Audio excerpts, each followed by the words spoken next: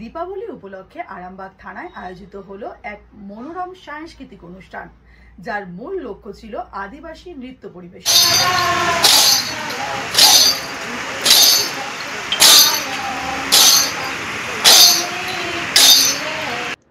দীপাবলি উপলক্ষে আরামবাগ থানায় এক মনোরম সাংস্কৃতিক অনুষ্ঠানের আয়োজন করা হয়, যার মূল লক্ষ্য ছিল আদিবাসী নৃত্য পরিবেশন। এই অনুষ্ঠানে এলাকার আদিবাসী শিল্পীরা তাদের ঐতিহ্যবাহী নৃত্য শৈলীকে প্রদর্শন করেন।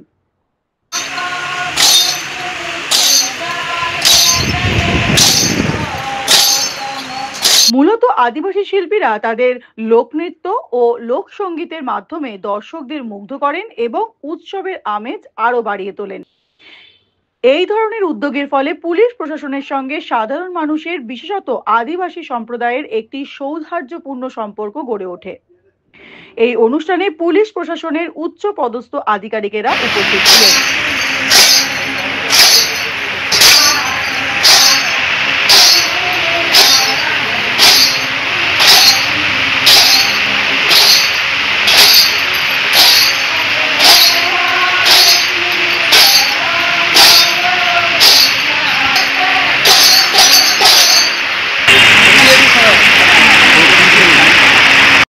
তাদের মধ্যে উল্লেখযোগ্য হলেন আরামবাগ মহকুমার পুলিশ আধিকারিক সুপ্রভাত চক্রবর্তী, আরামবাগ থানার ভারপ্রাপ্ত আধিকারিক রাকেশ সিং।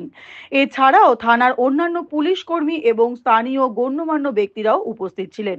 পুলিশ প্রশাসনের পক্ষ থেকে উৎসবের আবহে এই ধরনের সাংস্কৃতিক অনুষ্ঠানের আয়োজন একটি প্রশংসনীয় উদ্যোগ, যা পুলিশ জনতার সম্পর্ককে আরো মজবুত করতে সহায়ক।